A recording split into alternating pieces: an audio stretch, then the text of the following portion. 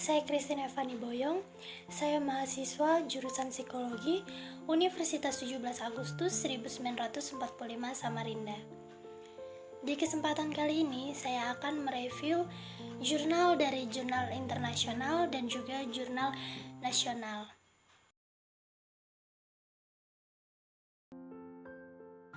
Oke, di video kali ini saya akan membahas mengenai review jurnal nasional yang berjudul Pembelajaran Bahasa Inggris untuk Anak Usia Dini yang terbit pada tahun 2019 dan ditulis oleh Ibu N. Erna Marlia Susventi.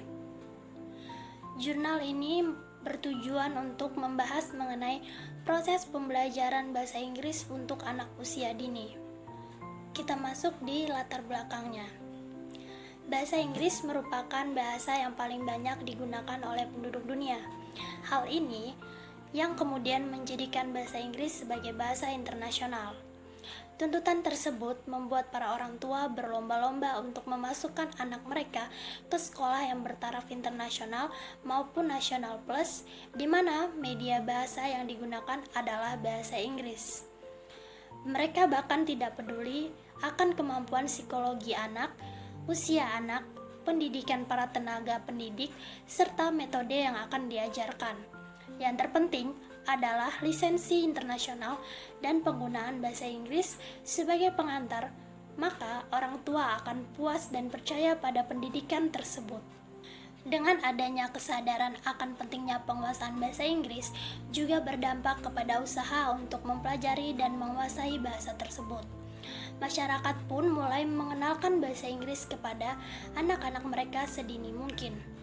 Hal ini kemudian ditindaklanjuti oleh lembaga-lembaga pendidikan, khususnya lembaga pendidikan anak usia dini seperti PAUD maupun TK. Dengan memunculkan mata pelajaran bahasa Inggris di lembaga PAUD atau pendidikan anak usia dini menjadi nilai tambah tersendiri. Hal ini tentu saja menjadi tantangan tersendiri bagi para pengajar PAUD, terutama mereka yang mengajar mata pelajaran bahasa Inggris. Kita masuk ke pembahasan yang selanjutnya, yaitu pembahasan inti pembelajaran bahasa Inggris untuk anak usia dini. Periode paling sensitif terhadap bahasa dalam kehidupan seseorang adalah antara umur 2-7 tahun. Segala macam aspek dalam berbahasa harus diperkenalkan kepada anak sebelum masa sensitifnya ini berakhir. Pada periode sensitif ini sangat penting diperkenalkan cara berbahasa yang baik dan juga benar. Teori-teori second language equation terbaru menyebutkan bahwa semakin dini anak belajar bahasa asing, semakin cepat mereka menguasainya. Karena alasan kemampuan short and long term memory yang lebih baik yang mereka miliki. Keberhasilan proses pembelajaran bahasa Inggris pada anak usia dini tentunya dipengaruhi oleh banyak faktor, di antaranya yaitu guru yang berkualitas, sumber dan fasilitas pembelajaran yang memadai dan juga memenuhi syarat, dan kurikulum yang baik, sederhana, serta menarik minat anak-anak. Dalam proses pembelajaran bahasa Inggris, ada banyak metode yang bisa digunakan, yaitu di antaranya pertama, storytelling atau bercerita. Yang kedua, role play atau bermain peran. Yang ketiga, yaitu arts dan craft atau seni dan kerajinan tangan. Yang keempat, games atau permainan. Yang kelima, show and tell. Yang keenam, music and movement, gerak dan lagu, di mana termasuk di dalamnya nyanyian. Menurut Hidayat, lagu yang baik untuk anak usia dini adalah lagu yang memperhatikan beberapa hal sebagai berikut, yaitu kalimatnya pendek, mudah dihafal oleh anak-anak, ada misi pendidikan di dalamnya, sesuai dengan karakteristik anak-anak, dan nada yang dipakai mudah untuk dikuasai oleh anak. Kemudian menurut Ella, gerak dan lagu mempunyai peranan penting dalam proses tumbuh kembang anak. Kemudian, menurut Matondang, musik dan gerak adalah metode yang sangat berhasil jika digunakan dalam proses belajar bahasa Inggris, khususnya bagi anak usia dini. Karena pada hakikatnya, musik adalah seni menyusun nada atau suara dalam urutan, kombinasi dan hubungan temporal untuk menghasilkan komposisi yang mempunyai kesatuan dan kesinambungan atau mengandung irama. Selanjutnya, musik dan movement memegang peranan penting dalam proses tumbuh kembang seorang anak. Melalui musik, manusia dapat mengungkapkan pikiran dan juga perasaannya. Menyanyi dapat memberikan kepuasan, kegembiraan, dan kebahagiaan bagi anak, sehingga metode ini akan membuat anak-anak lebih giat dalam belajar. Dengan nyanyian, seorang anak akan lebih cepat mempelajari, menguasai, dan mempraktikkan suatu materi ajar yang disampaikan oleh pendidik atau guru. Selain itu, kemampuan anak dalam mendengar, listening, bernyanyi, singing, dan berkreativitas atau kreatif dapat terlatih melalui kegiatan ini. Karena itu, metode ini banyak digunakan dalam pembelajaran bahasa Inggris untuk anak usia dini, karena dinilai sangat cocok dan juga efektif bagi anak-anak. Kesimpulan dari review singkat pada jurnal nasional kali ini yaitu: yang pertama, bahasa Inggris adalah bahasa internasional yang dapat digunakan oleh penduduk dunia untuk berkomunikasi, berinteraksi, dan mentransfer ilmu pengetahuan. Kedua, pendidikan dan pembelajaran bahasa Inggris pada anak harus dimulai sedini mungkin, terutama sebelum anak-anak menginjak usia 12 tahun, atau rentang usia 2 hingga 7 tahun. Karena pada rentang usia tersebut merupakan periode emas mereka atau golden age. Perkembangan kemampuan bahasa Inggris anak pada masa ini akan sangat mudah untuk mencerna materi sehingga harus dimanfaatkan dengan baik. Dan yang ketiga, pendidikan bahasa Inggris untuk anak usia dini membutuhkan metode yang efektif dan juga menyenangkan. Musik dan movement salah satunya metode yang dapat digunakan dan dinilai sangat aktif bagi pembelajaran bahasa Inggris anak pada usia dini. Untuk kurang dan lebihnya saya mohon maaf. Mari kita lanjut ke pembahasan jurnal internasional selanjutnya.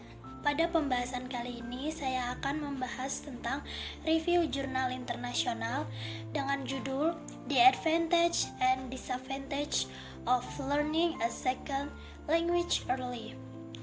Jurnal ini terbit pada tahun 2021 yang ditulis oleh Chen Shuzhang. Jurnal ini sendiri memiliki tujuan untuk mengetahui apa saja kelebihan dan kekurangan dari belajar bahasa kedua pada usia dini. Kita masuk ke pembahasan yang pertama yaitu latar belakang. Seiring berjalannya waktu, globalisasi akan terus berlanjut mempercepat intensifikasi sosial di seluruh dunia. Bahasa sendiri merupakan hal yang penting dalam era globalisasi karena berfungsi sebagai saluran untuk interaksi antara orang dan ruang yang juga dipengaruhi oleh pengaruh globalisasi. Dengan adanya ledakan dalam pembelajaran bahasa baru, untuk berkomunikasi, kita dapat berkomunikasi dengan orang-orang di negara maupun wilayah yang berbeda. Belajar bahasa kedua juga baik untuk korteks prefrontal di otak yang dapat membantu meningkatkan perkembangan kognitif seperti kemampuan atensi, memori, dan juga kreativitas kita. Penelitian juga telah membuktikan bahwa otak menafsirkan bahasa secara berbeda setelah 10 atau 12 tahun karena terus membangun koneksi saraf. Lobus frontal adalah tempat untuk memproses bahasa pada seseorang. Namun, otak harus berebut untuk menemukan ruang penyimpanan baru. Dalam istilah dasar, ketika Anda belajar di usia anak muda, otak Anda akan menyerap dengan cepat. Setelah itu, dibutuhkan lebih banyak usaha. Kemudian, Perguruan Tinggi Dewan Ujian Masuk juga sudah melaporkan dalam laporannya pada tahun 1992 College Bound Senior, Profil SAT 1992, dan peserta tes prestasi, yaitu siswa yang pernah belajar bahasa asing selama 4 tahun atau lebih mendapat skor lebih tinggi pada bagian verbal SAT daripada siswa yang memiliki belajar 4 tahun atau lebih pada bidang studi lainnya. Selanjutnya, Rehman juga mengatakan bahwa Anda dapat mengharapkan anak bilingual untuk mulai berbicara sekitar 3 hingga 6 bulan kemudian daripada rekan-rekan monolingualnya. Kita masuk di keuntungan yang pertama, yaitu perkembangan otak dan kognitif. Ada banyak teori bahwa belajar bahasa kedua sangat erat kaitannya dengan otak, terutama dalam tahap awal pertumbuhan. Korteks prefrontal di otak memainkan peran penting di dalamnya. Tepatnya, pengembangan korteks prefrontal terkait dengan perkembangan kognitif yang mendasar untuk penggunaan bahasa dan juga kemampuan lainnya. Menurut Piaget, kemampuan ini berkembang dalam pola yang dapat diprediksi melalui urutan fase dan tonggak yang terdefinisi dengan baik. Pada usia 2 hingga 7 tahun merupakan tahap representasional simbolisme verbal yang diperluas ke tahap pertama, integrasi sensorik motorik yang belum sempurna dan primitif simbolisasi. Kemudian pada usia 7 hingga 11 tahun, bahasa dan perilaku menjadi lebih terstruktur, kurang bergantung pada rangsangan eksternal, dan lebih inventif. Kemudian keuntungan yang kedua, yaitu kemampuan kontrol tambahan, di mana perkembangan kognitif anak dan sistem saraf sebagian dipengaruhi oleh perkembangan pada pengalaman belajar yang meliputi bahasa akuisisi. Anak-anak menghadapi berbagai linguistik dan keadaan sosiolinguistik selama pemerolehan bahasa. Keuntungan yang ketiga adalah pertunjukan kognitif lainnya. Selain peningkatan kontrol perhatian kemampuan, belajar bahasa kedua dapat membantu anak-anak memperkuat memori mereka, kreativitas dan kognitif lainnya pada pertunjukannya. Anak-anak yang belajar bahasa asing dapat mengungguli rekan-rekan mereka dalam hal keterampilan dasar secara keseluruhan dalam sekolah dasar. Keuntungan yang keempat yaitu pengembangan akademik. Keuntungan lain dari belajar bahasa kedua sejak dini adalah membantu anak-anak memperoleh akademik perkembangan. Menurut penelitian, peserta didik yang memiliki keunggulan keterampilan akademik dalam bahasa ibu, mereka akan belajar bahasa kedua lebih cepat daripada mereka yang tidak memiliki keterampilan serupa dalam bahasa ibu mereka. Kita masuk ke pembahasan selanjutnya mengenai kekurangan. Pembahasan yang pertama yaitu pengaruh bahasa ibu pada pembelajaran bahasa kedua. Seusia SD dan SMP, siswa yang telah menguasai bahasa pertama mereka dapat melakukan lebih baik dalam penguasaan bahasa kedua. Untuk contohnya, Lightbound dan Spada mengutip penelitian yang dilakukan oleh Snow dan Hofnagel di grup bahasa Inggris penutur belajar bahasa Belanda sebagai bahasa kedua. Anehnya, penelitian ini menemukan bahwa remaja, bukan anak-anak ataupun orang dewasa sejauh ini, adalah pelajar muda yang paling sukses daripada teman-teman sebayanya. Snow dan Hofnagel menemukan bahwa pelajar muda berjuang dengan aktivitas yang berada di luar kematangan kognitif mereka, tetapi ketika remaja diperoleh lebih cepat pada fase awal perkembangan bahasa kedua. Kekurangan yang kedua yaitu belajar bahasa kedua berarti mengganggu penggunaan yang pertama. Bilingualisme subtraktif, nama yang diberikan untuk masalah oleh Wallace Lambert yang pertama kali membahasnya di hubungannya dengan imigran Prancis dan Kanada. Dan juga anak-anak yang penguasaan bahasa Inggrisnya di sekolah mengakibatkan bukan dalam bilingualisme tetapi dalam erosi atau hilangnya bahasa utama.